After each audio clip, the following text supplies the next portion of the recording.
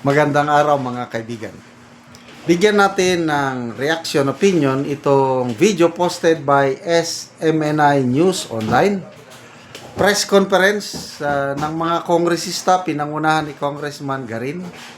Meron siyang statement na pinagtawanan ng mga netizens. Ito, 80,000 ang nag-react. 78,000 ang tumatawa sa kanyang pahayag. Tungkol ito sa negative 27% na trust rating ni BBM. Paliwanag ng kongresista. Nakakatawa. Kaya puros laugh emoji ang nakuha niya. Many stones will be thrown at the President, at the Senate, in Congress, kasi ganun talaga yon eh. Kapag ikaw ay nagtatrabaho, kapag ikaw ay magandang bunga, at ikaw ay magandang puno na nagbibigay ng magagandang prutas at bunga, babatuhin ka ng babatuhin ka. Despite po yung pagtatrabaho ng ating Pangulo at pagtugon sa iba't ibang mga issue, ay nakakuha pa rin po siya ng negative 27 na trust ratings sa isang survey. Ano po yung reaction natin dito sa tingin niyo, yung posibleng factor despite po yung publicus? Yeah. Unang-una kasi, kanya-kanyang labas yan ng survey results. Pero ang pinakaunang tanong doon is, sino ba ang survey at sino nagpa-survey? At ano bang katanungan doon?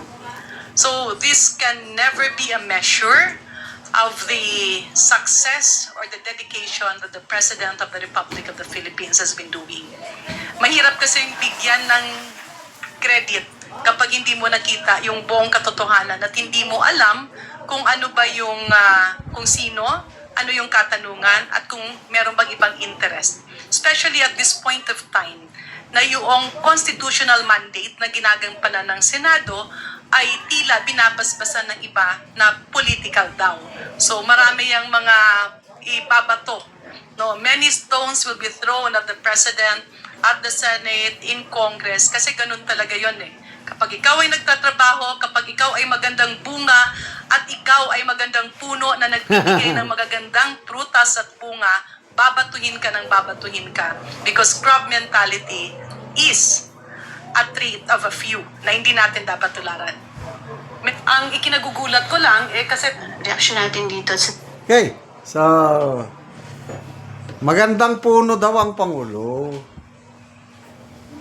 Nagbubunga siya ng marami, nagbubunga siya ng maganda na nakakatulong sa taong bayan. Kaya binabato siya. Ako, makarelate ako dyan, yung puno na binabato. Kasi nung bata kami, sa aming probinsya sa La Union, may mangga doon na mabungahon. Daming bunga, Indian mango. Nung una, inaakyat namin. Kaya lang, nung nagalit yung may-ari, nilagyan niya ng tinik yung puno. Hindi na kami makakyat. O di, binabato na lang namin. Makakuha pa rin kami ng bunga. Ganyan ang trabaho ng mga bata. Kaya lang, ano naman ang magandang bunga ng Pangulo? Meron ba? Oh, anong kinaganda ng pamumuhay ng mga Pilipino mula nung umupo ang Pangulo? I'm sorry, wala akong naramdaman, wala akong makita. Puros lang salita ang administrasyong ito. Ang dami nilang pangako eh. Ipababa natin ang presyo ng bigas, 20. Nasaan na? Meron naman. BBM, 20 bigas meron na. Kailang maghintay ka pa ng sakuna bago sila magbenta. Ano nangyari sa Cebu? Tapos ngayon, pwede na makabili. Kailang yung nabibili mo, subsidized by the government. Tayo pa rin, taxpayers money pa rin ang ginagamit. Okay, nakakabili yung mga pobre. Kailang, anong feedback? Yung wife ko, nakatikim siya. Kasi nalaman niya sa asawa ng sundalo na pwedeng makabili. I think 10 kilos. So, yung asawa ng sundalo, bumili para sa wife ko. Sinubukan kumain kasi nagpapatrabaho ang wife ko. Nung matikman ng wife ko, sabi niya, ayoko nang bibili. Bakit? Ang lasa daw. Hindi mo maipaliwanag ang lasa. Kasi yung mga old stock sa NFA na kaysa sa masira, edi ibenta na lang. Well, nakakatulong sa mga pobreng-pobre. Kaya lang, hindi nila sabihin na natupad yung pangako. Dahil ang puhunan ng 1 kilong bigas, yung NFA, 30 pesos yan eh. Ang puhunan. Para mabawi. Nagbabayad tayo ng 10 pesos per kilo para makabenta BBM ng bigas na 20. Kaya walang nangyari, walang natupad na may pababang presyo. Walang magugutom. Yan ang pangako ng Pangulo. Yan ang legacy niya. Walang magugutom. Nung walang magugutom, survey ng SWS, dumarami ang taong nagugutom. Bayan babangon muli. Survey ng SWS, ganun pa rin. Ang poverty rate, pataas ng pataas. Ang daming mga So, anong magandang bunga? Ang meron lang is puros salita. Kaya, no wonder, sinasabi nila, iba't ibang survey. Correct. May mga nagsusurvey Okta Research, Tangerine, RP Mission Development Incorporated, ang tataas ng rating ng Pangulo pagdating dito sa tatlo. Kailang hindi ako naniniwala sa tatlong survey groups. Ang mas pinapaniwalaan, yung 4 na yan, Publicus Asia, Pulse Asia, SWS, at saka WR numero. Ang rating ng Pangulo, negative lang yan.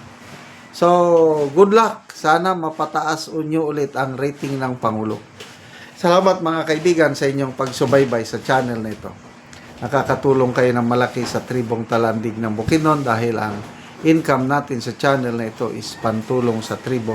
Namimigay tayo ng libreng yero at pako para makapagpatayo naman sila ng mas maayos na tirahan.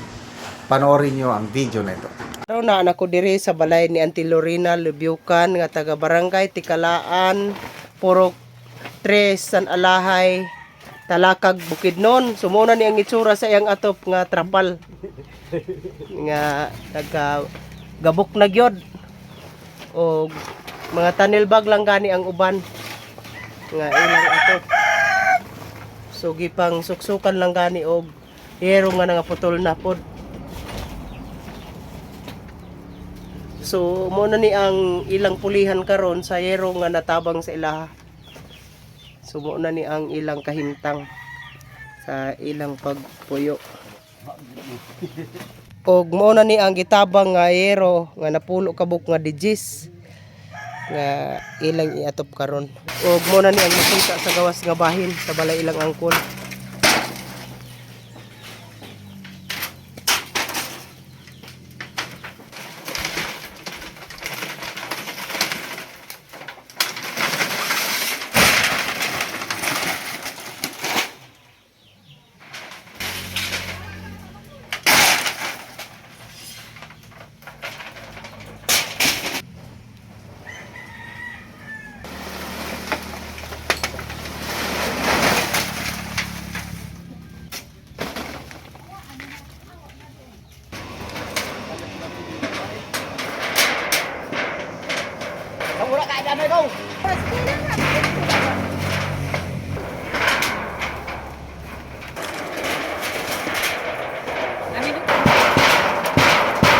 O karon managid sa pag-atop ang kinatabang nga hero.